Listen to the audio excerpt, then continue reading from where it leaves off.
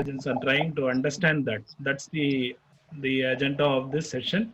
And mostly my talk will be towards making the hardware rather than going ahead with some of the machine learning algorithms and the artificial intelligence.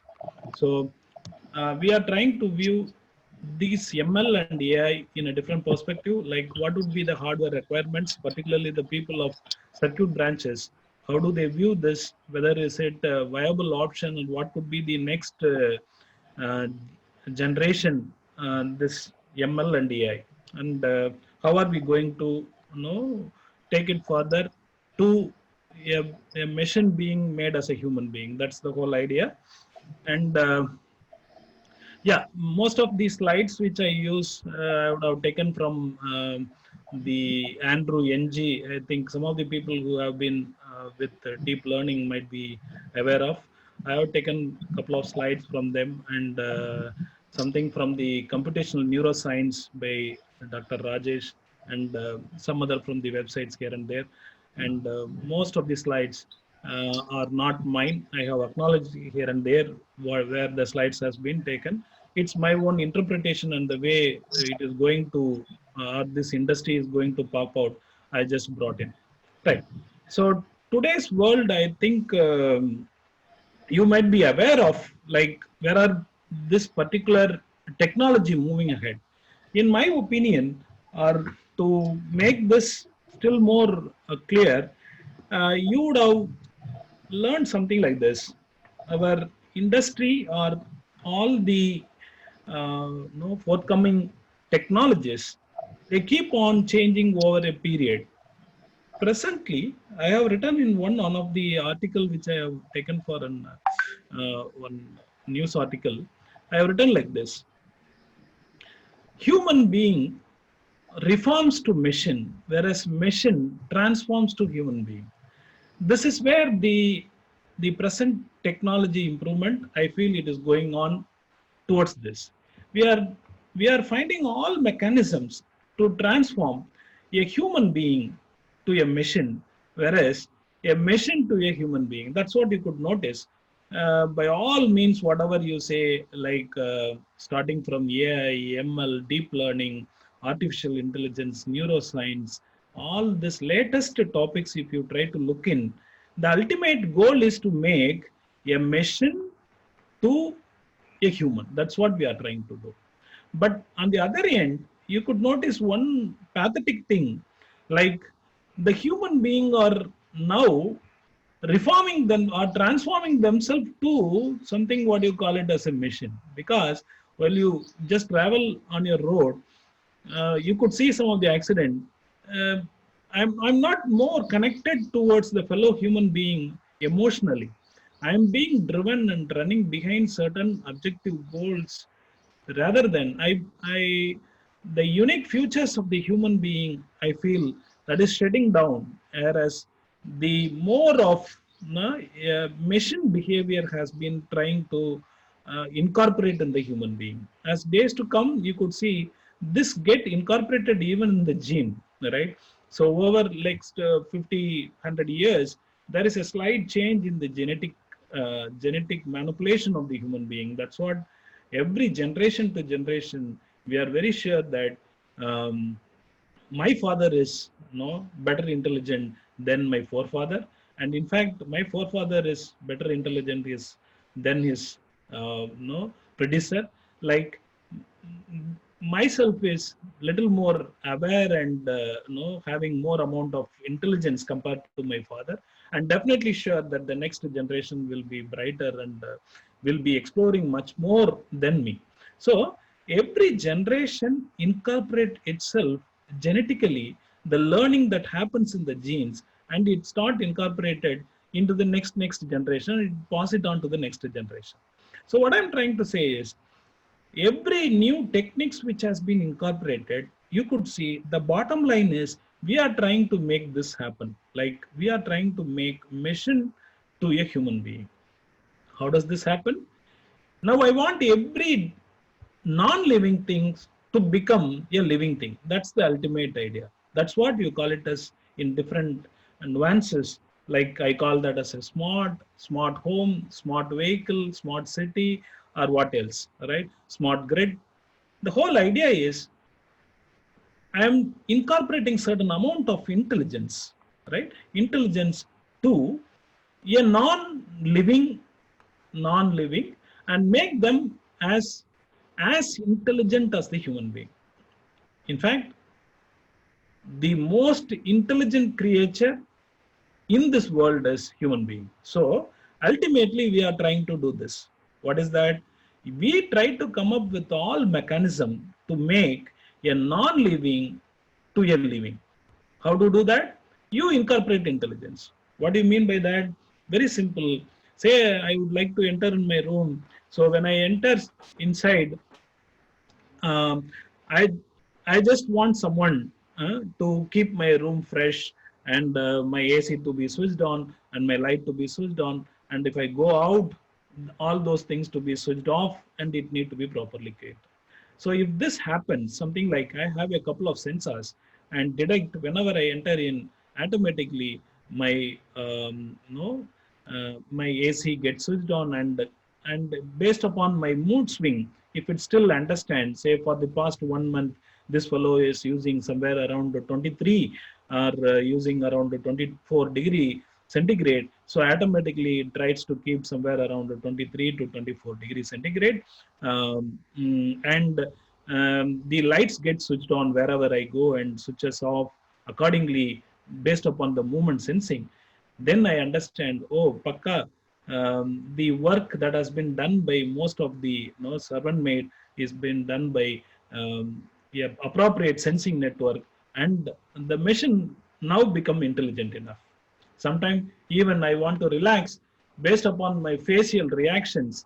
If my system could easily capture my face and then read, okay, this fellow is in gushy mood, so let's give some no best song that is being enjoyed by him based upon my previous history, and it start playing beautiful songs which I would like, right, in an Alexa. Then I understand, oh, beautiful.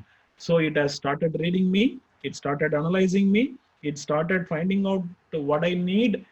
Typically, same as someone who knows me very well for years together and understand my feeling and try to serve me in a better way. If that is being done by machine, I say now no more the machine is a non-living, it becomes a living. Saying this, it's not an easy job to make a non-living to a living. An enormous amount of intelligence, data manipulation, computation need to be performed.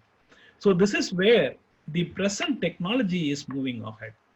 In fact, the days are gone where you would have, or particularly in the engineering domain, where the people segregate, oh, this is from electrical domain, this is from mechanical domain, this is from civil domain, and whatnot. It is from the medical field, all this, right? This segregation has moved out, in my opinion, as days passed on.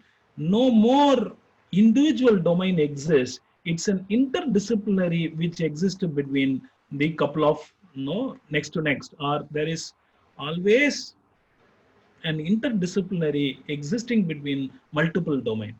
So you could see an electrical student will be reading something on the biology, and a computer science students will be reading something on with respect to electrical sensors. Yes, it's happening everywhere. There is no discrete portion, or in fact, to make it still more simple, sometime back, somewhere around 15 years back, we would have learned a car is a pure mechanical domain, and people don't bother much about that. Starting from the engine, bodybuilding, all those things may not be known by an electronics engineer. But what is the scenario today? It has been completely changed. You come up with the car says, let's take some of the latest high-end cars. This comes with somewhere around 15 communication protocol info entertainments, which is used for communicating among the inside the cabin and outside the world. There are thousands of sensors being used in a car with all facilities starting from fuel injection, tire pressure monitoring, and well equipped camera that has been connected with satellite communication and navigation system. So completely now you need to find where is my mechanical portion in this car. So it has around 70 processors, right? Processors. So you could see hundreds of communication protocols, processors, sensors, a complete network system, rather than coming up with something on the building of bodybuilding of a car. Now the engine alone, which is supposed to be something very close to the mechanical, that also it came to an electrical domain, something like electric cars and things like that, solar vehicles. So that's why I'm saying the days are gone where we claim that I'm an electrical engineer or mechanical engineer. That has vanished, and now it's a multidisciplinary portion. Every person should know, right? Something on bioscience, something on mechanical science, something on programming, and something on electronic parts. So this is the present trend where if someone fails to cope up with this, definitely they are lagging behind. That's what we could claim. Yeah, that's it. So majorly to make all this, as I was mentioning, the whole idea is to make a mission to a human being, right? So to do this, you need an enormous amount of data processing, right? This is what you call by different name like big data, cloud computing, edge computing, things like that. You have multiple way to do that, because now the the 21st century oil is data. That's what you could have, I mean, you would have read in some places where they say um, oil is the biggest commercial part in the 20th century, 19th century. You could say the countries which possess the oil, they are the leaders, they are the most prosperous country in the world. Now, the country which has the data, that's the reason there is always a huge hunger for data collection. This you would have noticed in the present day. Like more the data you collect, you screen the data, you fine tune the data, and then make some mathematical analysis on the data. You can go for prediction of multiple things. So the data becomes the new generation oil, which is much more important in present scenario is about data collection, data processing. So this you could see there is a huge demand, as well as there is a huge demand towards that, for making data predictions, right? So if I want to predict whether do I have any chance of getting rain for the next 2 days, and starting from climate prediction, industry prediction. Say I plan to start, or let's assume that the Tata showroom is planning to start one showroom in Vellore. So do I have the chance of winning amongst the different competitor? It just have a prediction. This prediction studies is being done based upon the data being collected from different sectors and trying to come up with a solution. Yeah, it's a good idea to start up this. So the first and foremost thing is data collection and the data processing, right? Of course, this is being done with our latest gadgets, electronic gadgets too. You could see there, right? And the second important thing which you could notice, it is with this respect to power, energy efficient. To make it much more simple, you could notice that, say something like this. So you would have gone to some of the virtual playing grounds, something like playstations. There, if I want to if I want to play a shuttle, or say something like a badminton, so you will be provided with an electronic bat, and you will be standing before a screen, where the screen will be your opponent, and you are supposed to play shuttle or whatever, table tennis before the screen. Now you think you are just playing before a screen, but you could get exact feel, the pulse which you could play in the ground. How does it happens, or what is the concept behind it? You have an electronic band which is associated with multiple sensors. The pressure, force which you give and the swing which you give is being captured by those sensors. It is being transmitted to the opponent end, that is your screen, and that gives an equal opposite force in an opposite way that could play against you in a pucka fashion. And remember, this happens in a real time. Say I'm striking a ball, right? So I'm striking a ball. It is equivalent like at the next fraction of second, I could get the ball returned from my opponent. Everything happens without any time lag. So you could imagine what amount of data processing is required to capture a huge volume of data from the sensors, process it, activate it, control it, predict it, and then give it to an opponent so that it is expected to give me an opposite signal so that I can play in a real time. It's almost like a real time. So almost everything which you do, it's happening in a real time without any time delay, or it is the need of that hour. You are not expected to have a delay. Say if I'm hitting a ball, if it comes after 5 minutes, then the other fellow will, I mean, this fellow will get fed up and he will be moving away out of this game. So the real time is a biggest challenge, and a huge volume of data need to be done. And for doing this, you need an enormous amount of computation that need to be done. And for the computation to be done, you need a Paka processors. So ultimately, at the back end, you have a processor whose computational efficiency is very great. Then alone you could do this in a real time. And second thing is the communication which takes place between the two end wireless communication is also grown to that extent. That's what we could see. So more energy efficient, power dissipation, all these things comes into picture. So this is a small statistics which we say around 300 hours of video uploading in the YouTube every minute it is happening, and over 500 million hours of video surveillance being collected every day. So this much amount of data is being done. That's the point. The next thing, machine learning. I would like to make a small clarification with this one. Right? Anyway, you would have learned deep learning, machine learning. What is the difference in that? Or all this? What are you trying to? How do you differentiate a machine learning, normal machine learning? Right? It is something like this. A normal automation process goes like this. Say I have a machine. I am saying this machine, okay, you can stop the operation of the machine when the temperature reaches somewhere around 300 degrees centigrade. Let me keep it an autonomous,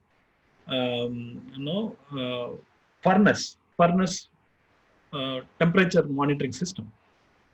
So if this is a furnace with a temperature of 300 degrees centigrade. So based upon the input current which has been supplied to the coil, so this get heated up. Whenever the temperature reaches 300 degrees centigrade, okay, it tried to cross verify these two. Okay, it is equal to 300. Let's switch off this particular furnace. That's all.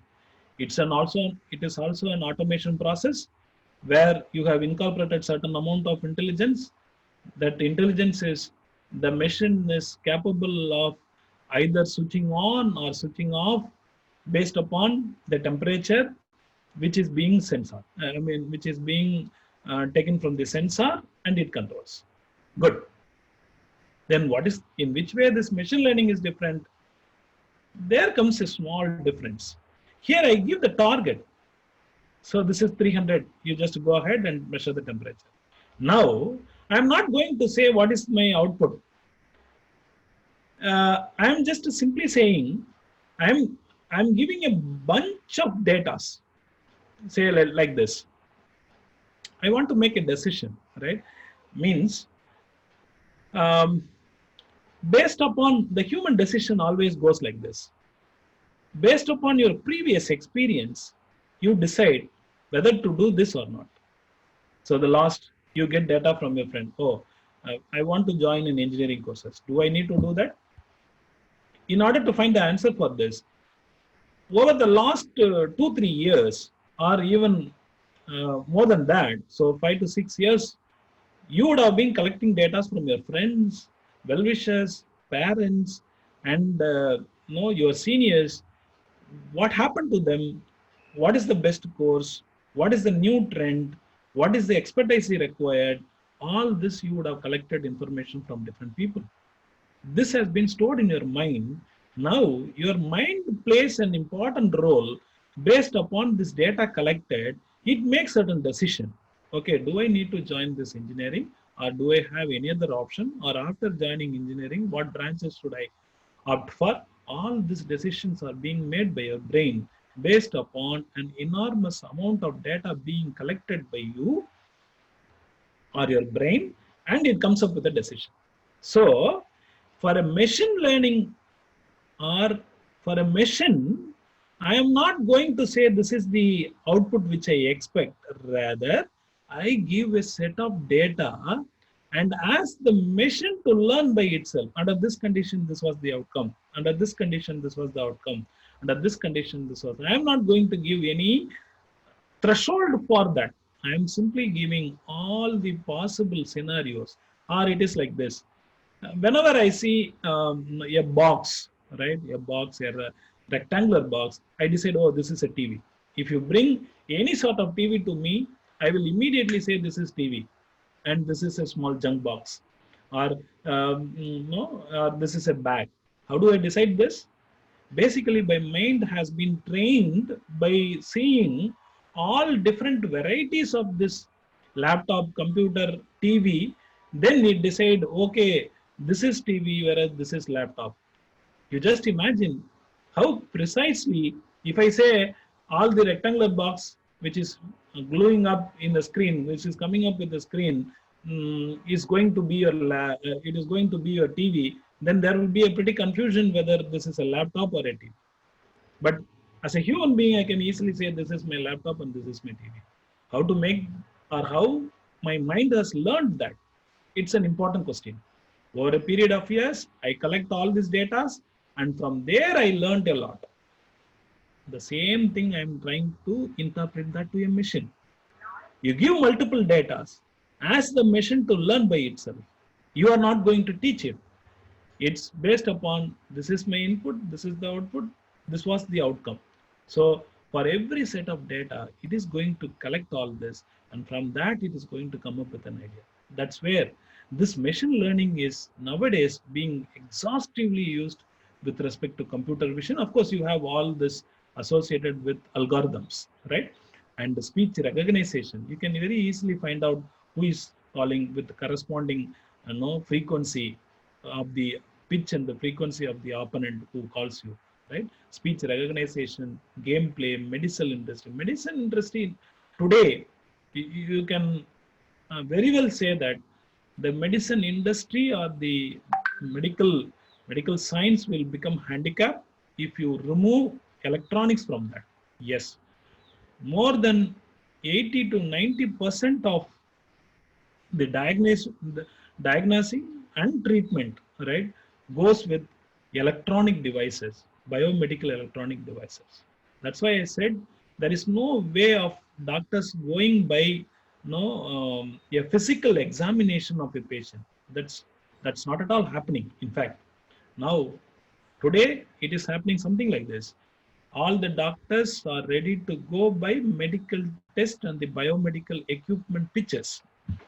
It is an evidence-based treatment, not by intuition or by physical examination-based treatment. That's why I said this medical industry or healthcare industry is growing like anything using these technologies. Right? Yes. Having said this, I said previously data is much more important. Once you get the data, right, you process this data, right, coming up with cleaning this data. Generally, in technical term, they used to call it as cleaning those data and coming up with the informative data. and started processing it. Data processing means computation take place, enormous amount of computation take place. To do this computation, in fact, you need a processors. This processors, that's what you could see, GPU processors, accelerators, all this. This is a huge demand with respect to electronic industry, and people who are in the research domain might also see this. Hardware accelerators for machine learning, artificial intelligence, all this.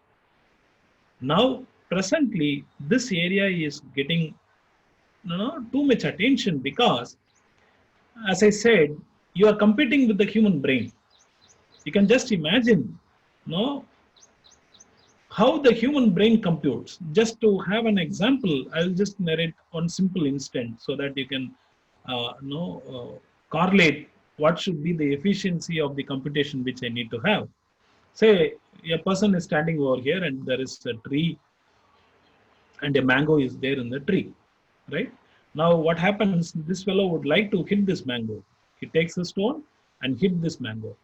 For a couple of times, this doesn't happen so, or somewhere around some 5 to 10 trials, this particular person can hit the mango and the mango can fall down, right?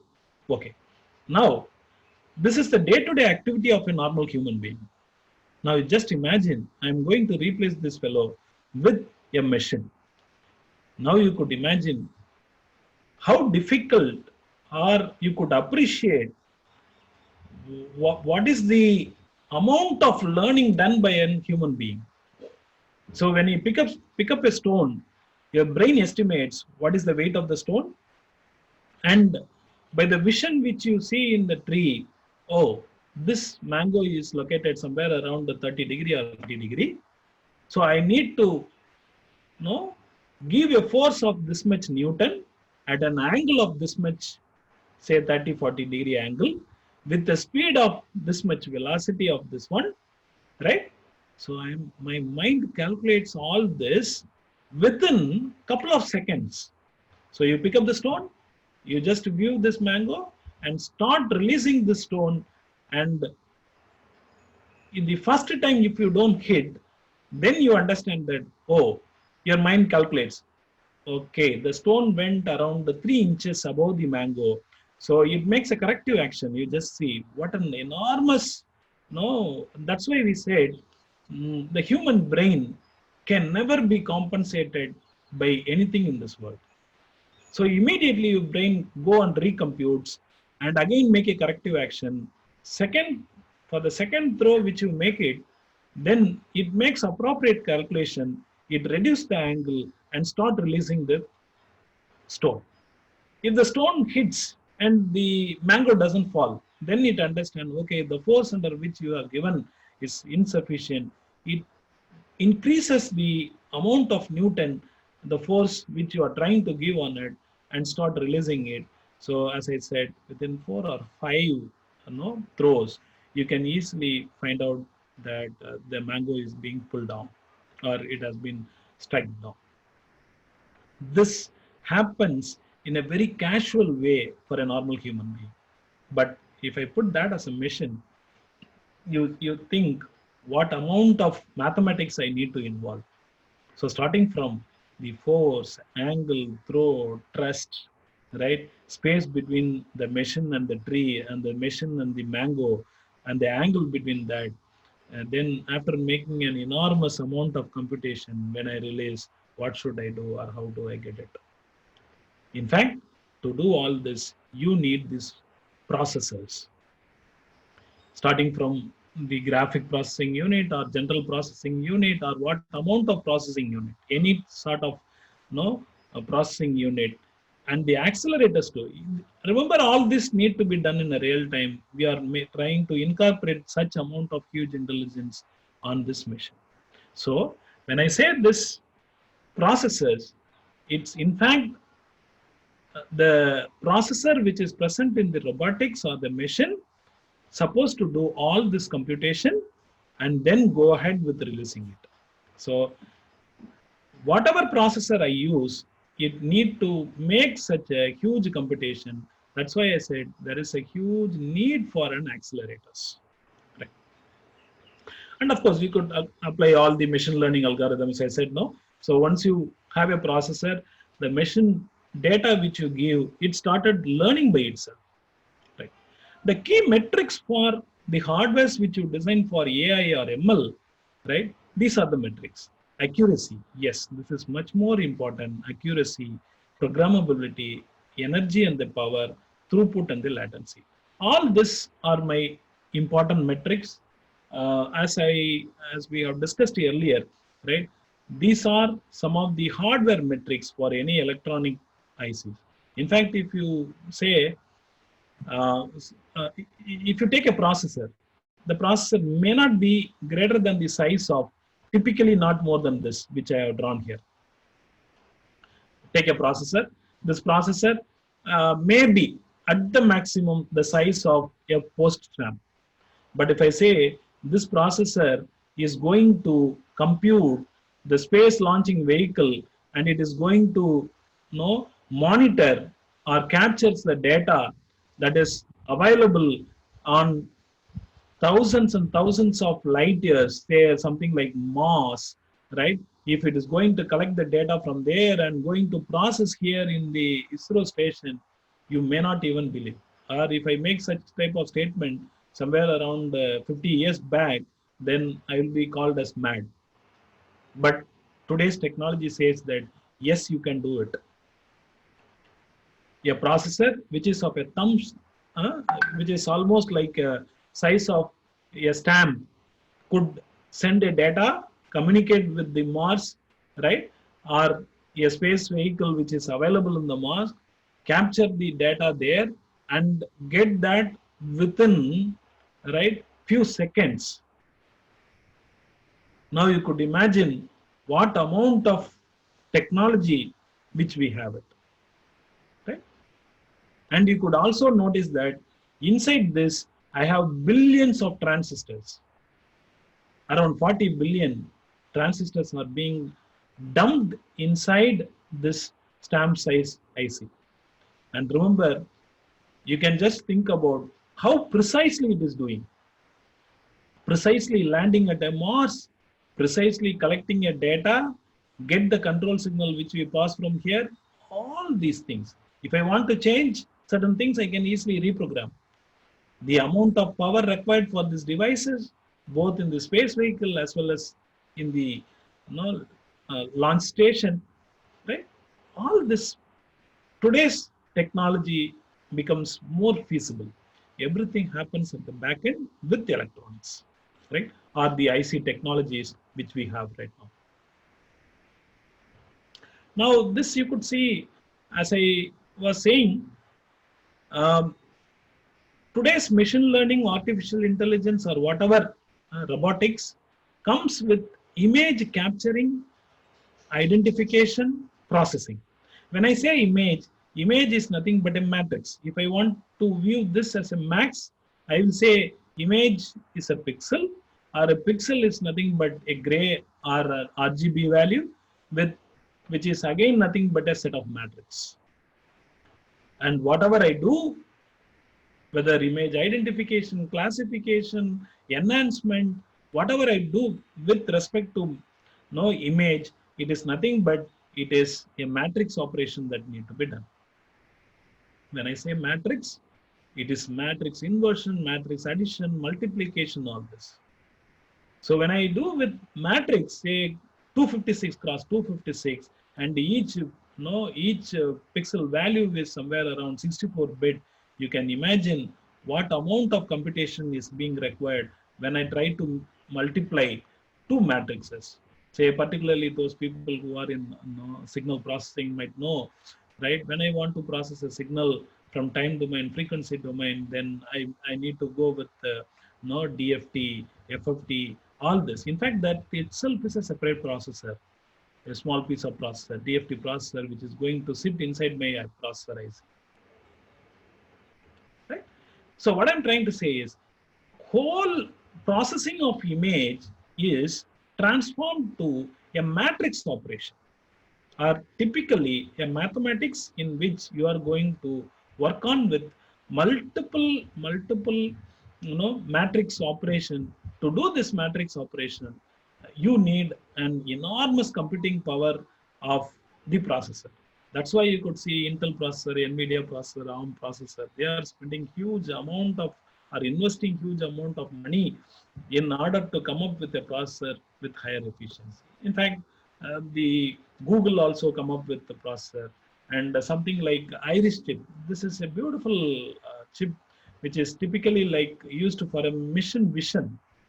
In fact, mission vision is same thing like whatever the human being. In fact, that's what we used to say till date. One of the most not understood portion in our human body is my brain. Is our brain, because you can replace a limb, you can replace a heart, you can replace lungs, almost every portion of your body. Now you have, I mean, their functionality is known very well. You can just go for now physical replacement of all this.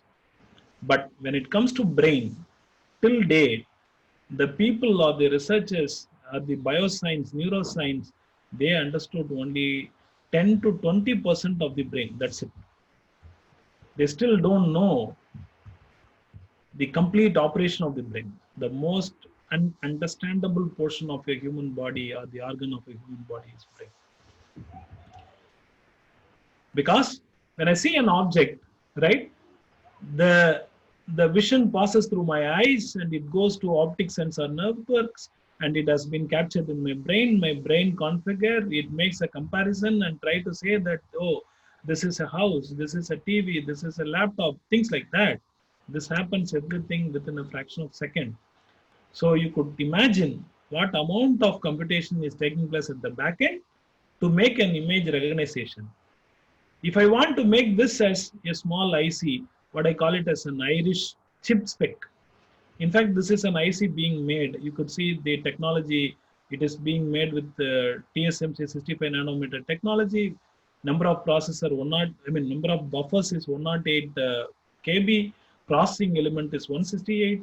So this comes as a simple IC, like something like this, like a processor IC, whose role is to diagnose, something to function very similar to that of our eyes. Right. So these are the specs which have been given. In fact, you can just go through. I'm just skipping it out.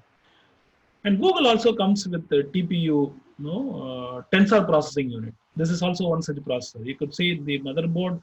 Nowadays, this processor which comes up, they do have a dedicated processors for all AI and ML purposes.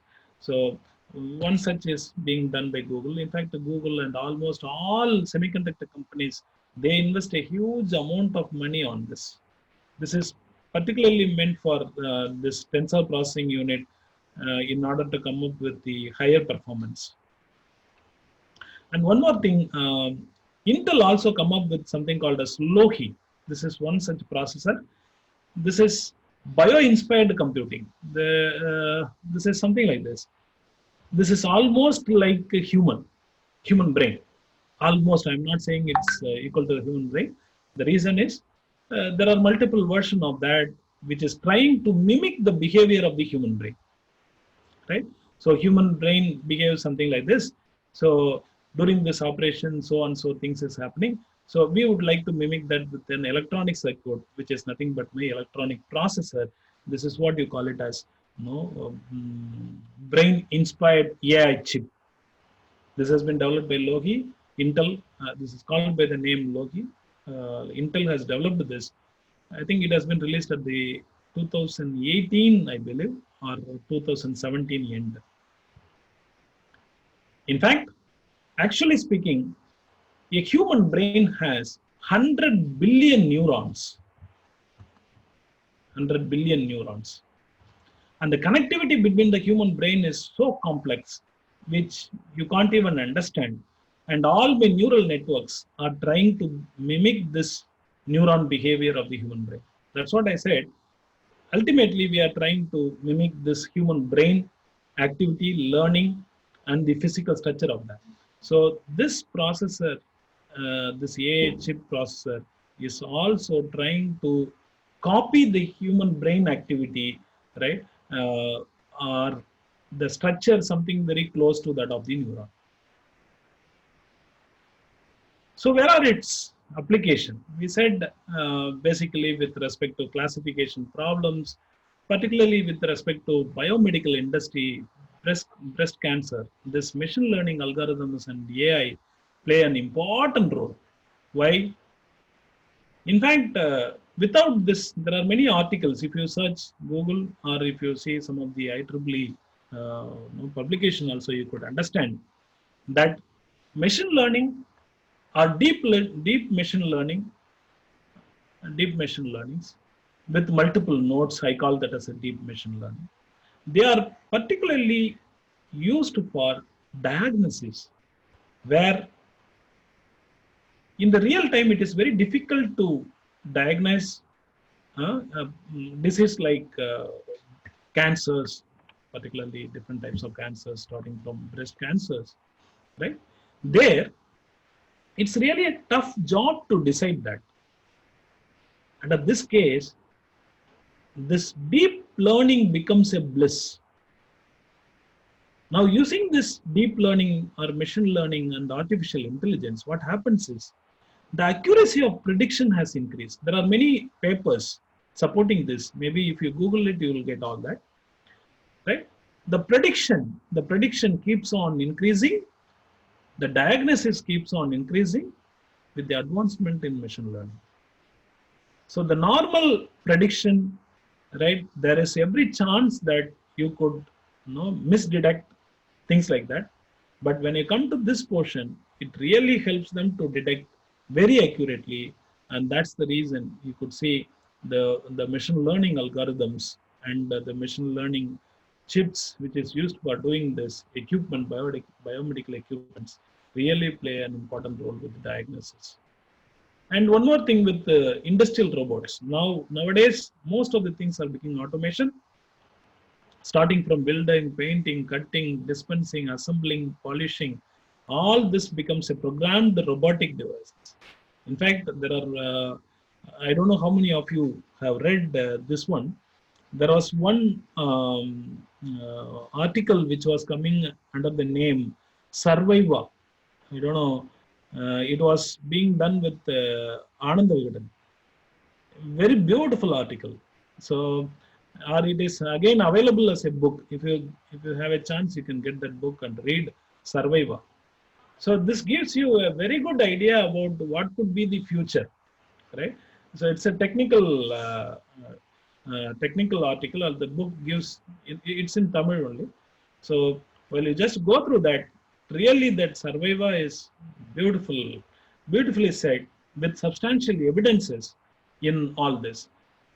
There you could see with the statistics, it has been narrated that most of the industries nowadays has been transformed to robotics. More than 50% of the works has been automated and it has been given to robotics. The reason is where the human being may not be able to work in those areas, the precision, the monotonicity, to avoid all that, this has been done. And sometimes in the industries too, in the airport also, you could notice, sometimes you may be asked to deliberately reach the screening area, right? You need to walk around, say, some 50 meters or so, or even 20 to 50 meters. Why do they ask?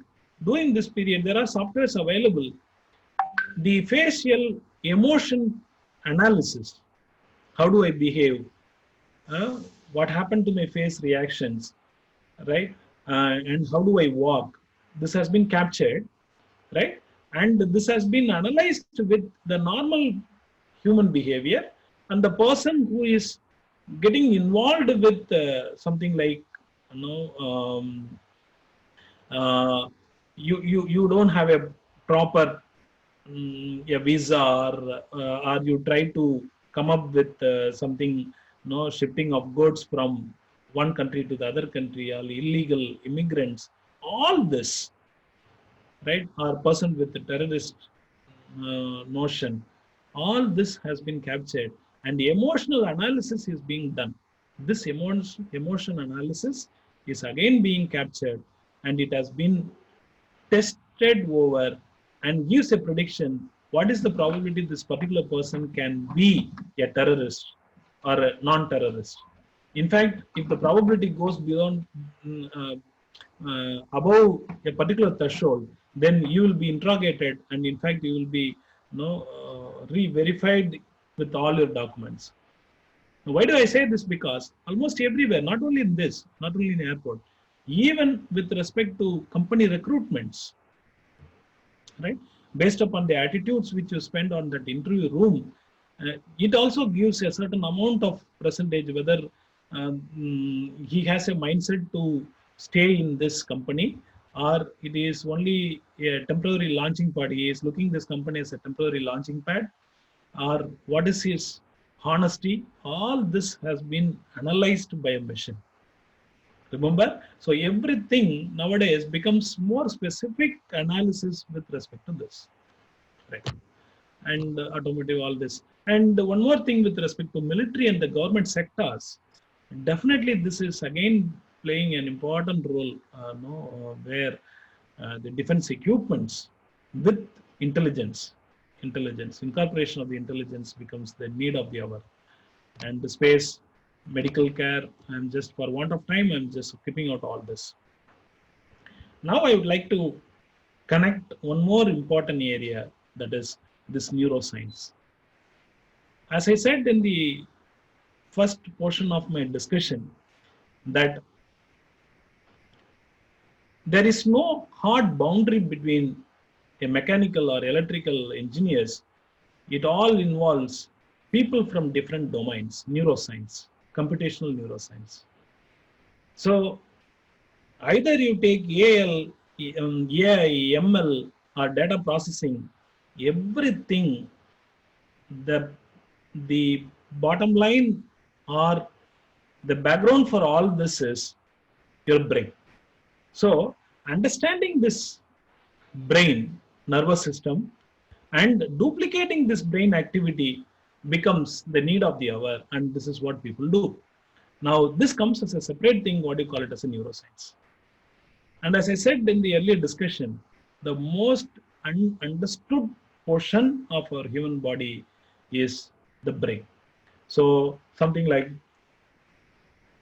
we used to say, one portion of this brain, cerebellum, this is a small portion of the brain. Roughly, this brain itself is around 1.5 kg. And the inside the brain, there are over 100,000, right, or around 1 lakh, 100,000 biosignal activity is taking place, or biochemical reaction is taking place. Biochemical reaction. The speed in which the human brain signal travel is around 450, roughly around 450 meter per second, or somewhere around 500, something like a bullet train. In comparison with a laptop or a computer or a processor, if you see, the speed of the processor is almost equal to a light, the speed under which it is traveling. So strictly speaking, the speed of the electron is much more compared to the brain. That is why some cases what people do is, a computer computes very quickly, because the speed under which the human signal travel is less. Human brain signal travel in the nervous system is less. But what I'm saying is, the intelligence that is being associated with the brain, decision making, learning, that is where the machine lacks. Now, all this activity is trying to fill that one only. That is, try to equip all this in this machine, that is your computer or a processor. Because When I say this small portion of the brain is concentrating on vision, one is concentrating on movement, one is concentrating on the motors, one is concentrating on the planning, one portion of the brain is concentrating with the emotions, the one portion of the brain is concentrating on the learning of languages, alphabets, and some portion of the brain is being associated with the memory. If I do all this, or if I say all this, really you can't even believe that this 1.5 kg could do such enormous computation and the signal transmission. So we are trying to mimic this brain to a processor. This is what you call it as a separate study, neuromorphic computing. Neuromorphic computing. In fact, this area is really booming up like anything, particularly IISc and some of the IIT Chennai. And there is a separate team to do this, right? The path towards making a machine as human being is all this: data science, AI, ML, neuroscience. So the next generation will definitely land up with this, making a machine to a human being, or making a machine to act as a human being. To do that, we require this huge amount of expertise in all this field. Right. So I'm just quickly summing up with one important area. Still, one thing which is not completely understood by human being is how the brain learns. How the brain learns. So I tried to ride a cycle. So let me drive for a couple of times. I fell over, and then again I tried. My brain rectifies certain portion. Again I tried. Then within a couple of days, my brain started learning, right, towards riding a cycle.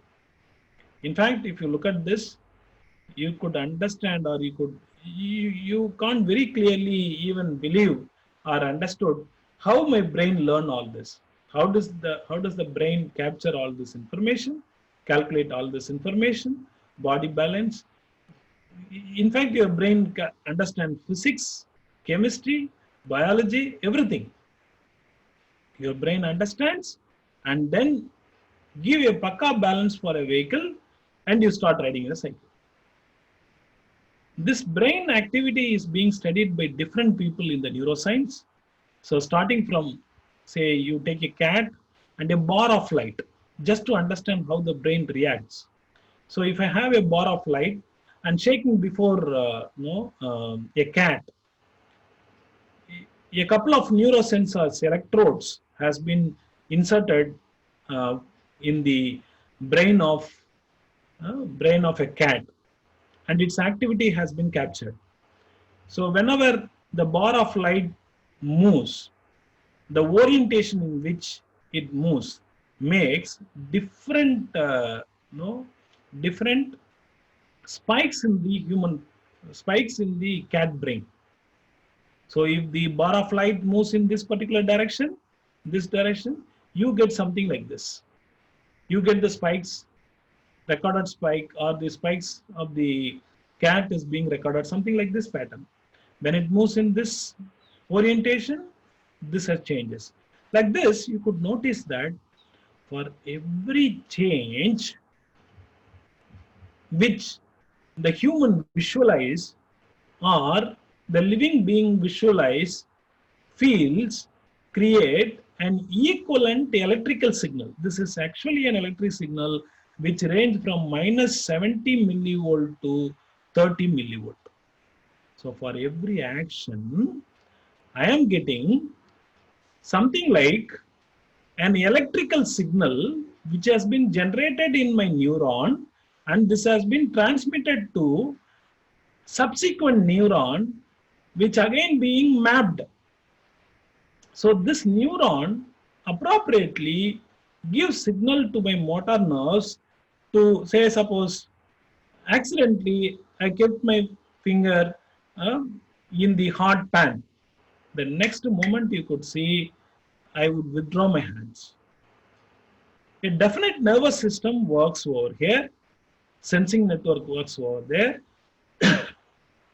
and for every signal, I mean every sensors which you have, the biosensors, which I say it is nothing but the sensing organs of your human body, they come up with a Paka nervous system, and all the signal get traveled via an electrical signal. This is where the essence of converting the human brain to an electronic circuits have developed. So I am equating the human brain to something like an RLC network with a resistance, inductance, and a capacitance.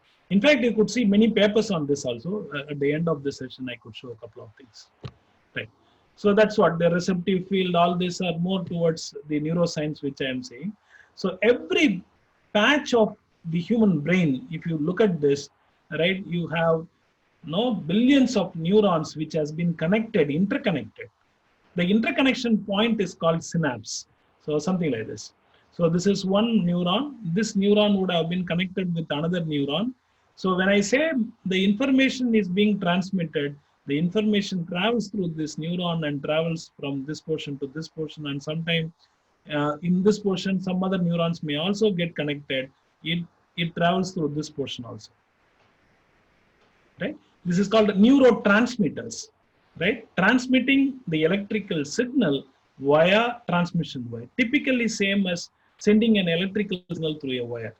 That's how the brain makes certain electrical signals, and the electrical signals is being carried out by the nervous system. So you have something like this. This is what is called the excitatory post-synaptic potential. Means what does this mean is they call it as EPSP. For every excitation the human brain gets, it makes it a pulse. This pulse is being transmitted all over to the nervous system. How do you say, or how do you get this electrical signal? Typically, you could have read in a battery. The electrical signal is basically being developed from a chemical reaction like sodium, potassium, calcium. In fact, every neuron which you have consists of sodium, potassium, calcium. So if you look at the neuroscience of a single neuron, inside a neuron, you have all these potentials. That is, sodium will be there. So if you speak to a neuro doctors, you could understand that inside the membrane, the balance between these two. Say, suppose this is my. Let me consider this to be my neuron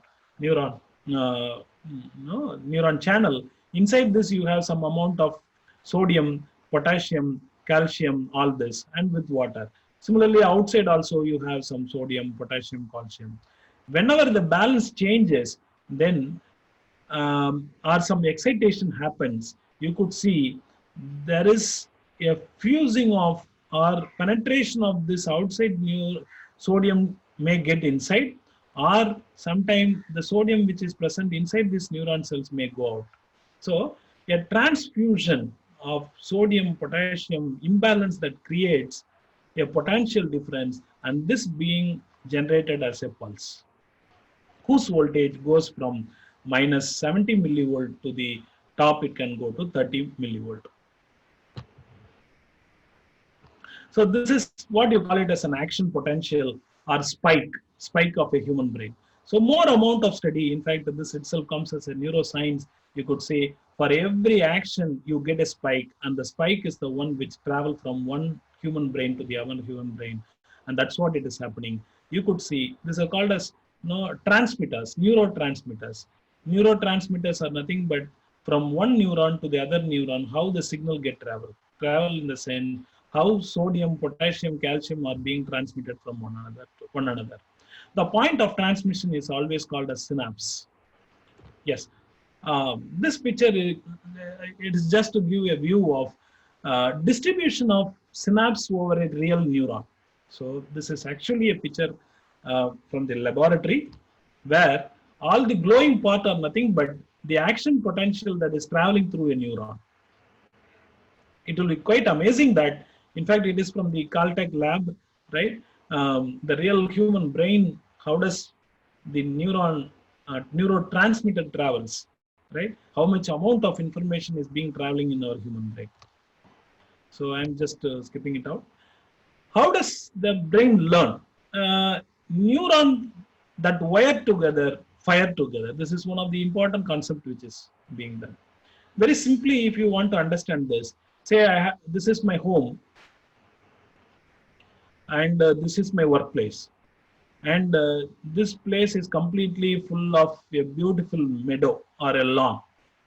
Daily I walk from my home to this work office via this path, right? It's completely grass, but I walk through this path. Over a couple of days, you could see this portion becomes a bare land, or it is almost forming like a road, except all the other side you have a green lands. The same thing happens here. This is what you call it as a learning. First I drive my cycle, I fell down. The neurotransmitter through my neuron is not that good. Again I try a couple of times, multiple times. For every time I learn, that creates a biosignal that is being transmitted from one neuron to the other neuron and other neuron to the other neuron. This is called neural mapping. Now, this particular line becomes strengthened. So if you say some mantras for 10 times, 100 times, you are actually making your brain path, neuron path to that particular thing, strengthening that portion. That's what actually it is happening here too. You could see this portions of the neuron get strengthened. That is, more it gets strengthened, more will be the strong repetition without even knowing, initially while I drive a car, I will be very conscious. After some days, what happens is I simply start driving my car as a cakewalk. I don't bother much about that. It goes casually, on fly it goes out, right? I need not bother much because already my brain has been mapped to that particular pattern. Without even concentrating, giving input, my brain start following that. That's what happening here. A neuron that fire together get wired together. That's what we say. That's how we learn. So in this you have some more like spike timing dependent plasticity. That's what STTP. If you look at Google it, there are many research work going on this area. In fact, circuits behind that is also there. STDP, like how the brain reacts with generating this biosignals before and after the excitation that is happening. Again, you come under supervised learning, unsupervised learning. Nowadays, we have something called as reinforcement learning, right? So all this happens because the brain has a particular mapping and it has learned from that. Okay, if the structure comes like this should be a face. This should be a head. Because more or less the structures seem to be the same. How does the brain differentiate all this? It's basically because the brain learns, and the neurons that get connected in that path get mapped together. Yes.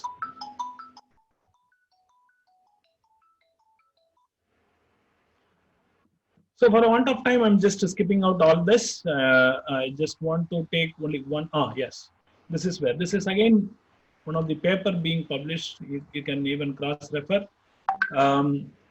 All neurons can be equated to an RLC circuit, means a resistor capacitor circuit, where each and every say a signal, like I'm having sodium, here it is potassium.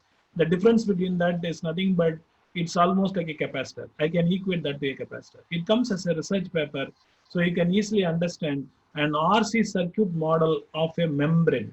So a neuron membrane, right? The time taken for the signal travel, that is RC equal to tau. So R and C are the capacitance and the resistance associated with the the neuron membrane. So all this becomes very equivalent to that of an RLC network, which you normally do with an electronic circuit. Or indirectly, what I'm trying to say is the human brain is made equivalent to that of a simple RLC network. This was one such research paper which has been worked out. You can just refer them. The best model is Hutchin-Huxley model. This model has developed an equivalent for the brain neuron membrane into an RLC circuit. Reinforcement learning, the thing is something like this. A simple example I will tell you how this learning takes place. Right? If you take, this was an experiment carried out by Pavlovian. What does he did is, he kept a dog, he tied the dog. So every time when he gives food to this dog, before that he rings a bell, right? So he rings a bell.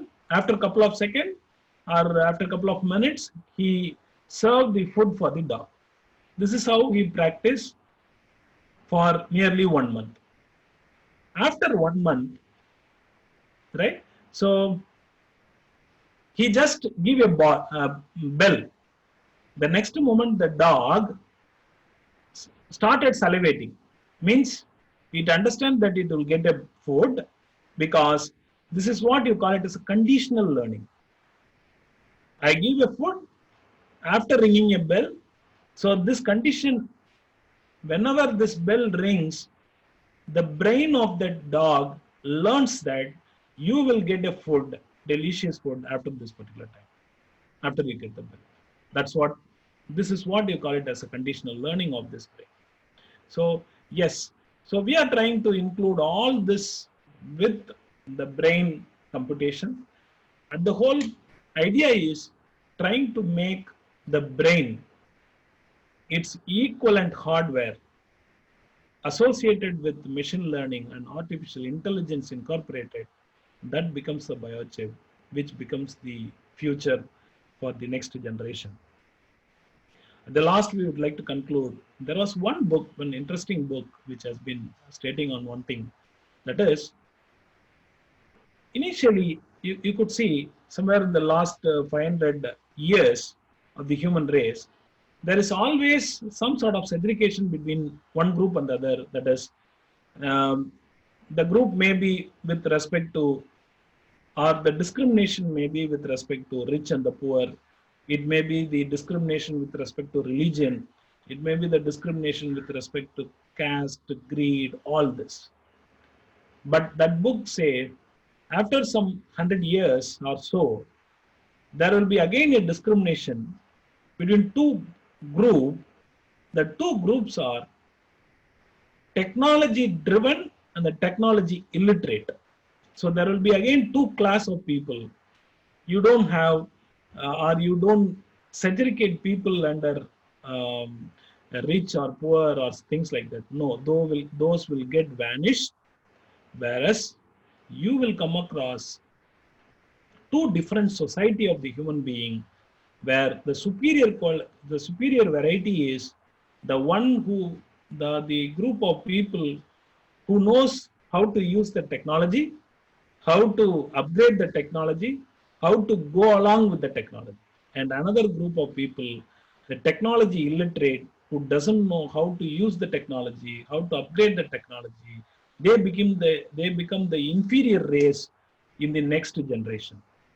So that's actually true. You could notice that is actually has started up in multiple houses. You could see the mother, your father may be a technocrat, whereas your mother may not be so.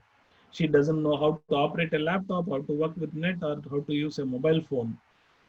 Unknowingly, you could realize that you underestimate her for technology wise compared to your father.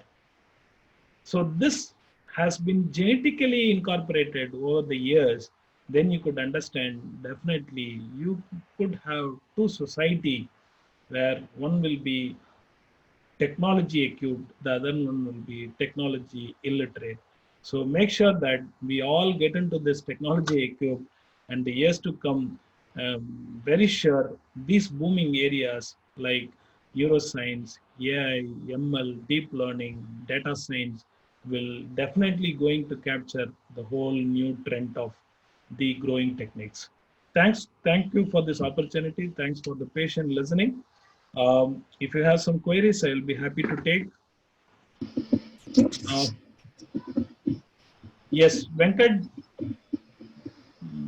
Sir, I'll end up the session, sir. If there is Good some, afternoon. yeah, if there is some queries, then maybe we can take it in the chat box.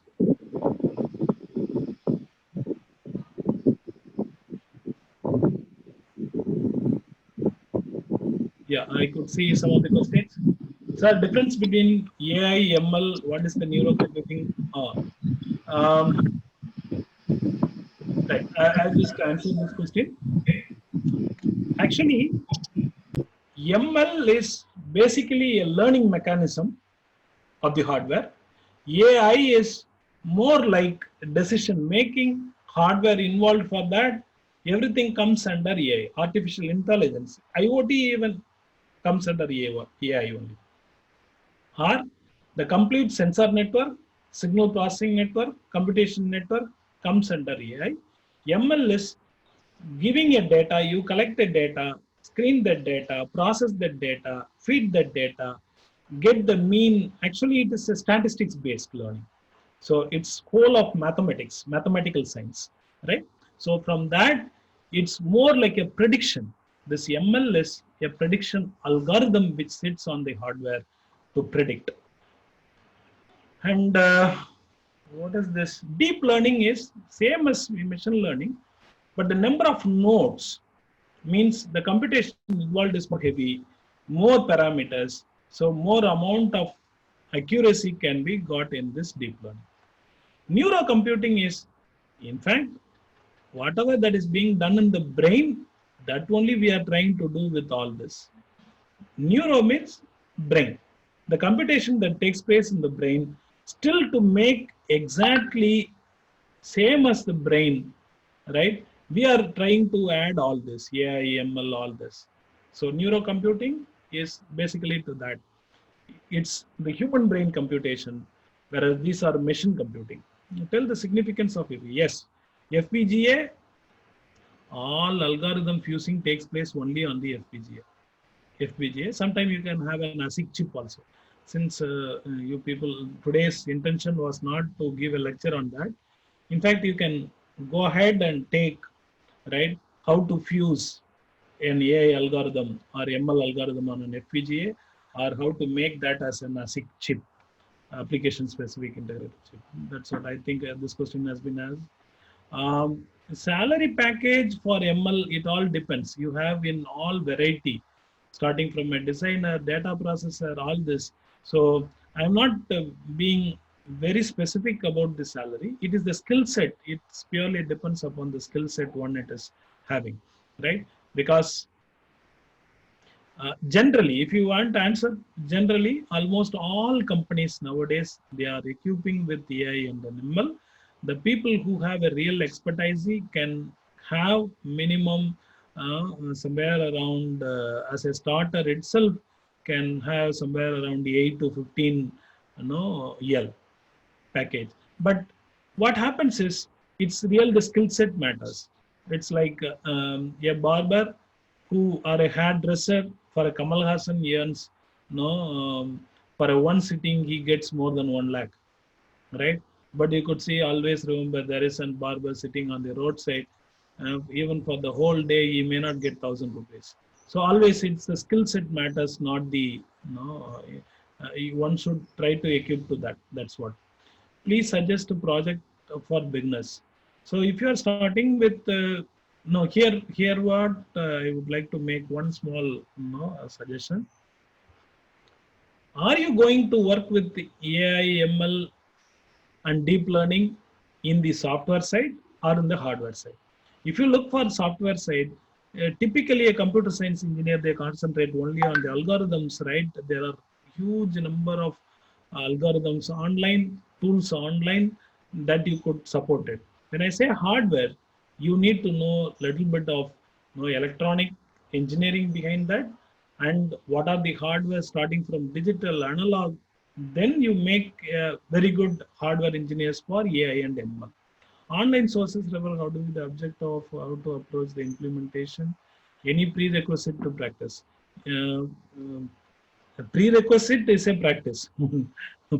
Okay, so yes, the expertise for this hardware is you need to have a good knowledge on digital, analog, VLSI, something on embedded, and some sort of programming language like Python, and that's more important. That's I think that is sufficient enough. For beginners, I want, if you are from the BTech, I want you to suggest, like, go ahead and read this scale, like digital completely, analog completely, VLSI completely, embedded system. Then you start neurocomputing or neuroscience, neuromorphic computing. That's the best way to do this. Yes, I think I have answered your question. Right. If you have more questions, you can just mail me under this. I'll be happy to answer you.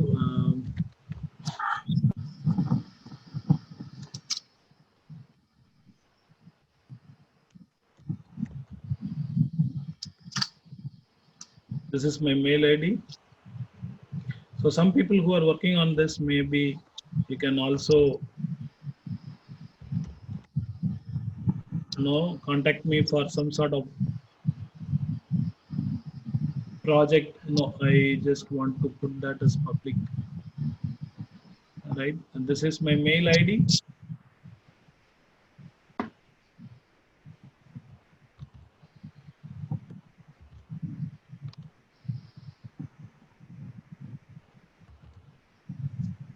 Some information regarding the projects you are working on, and for collaboration, maybe we can also look into that area.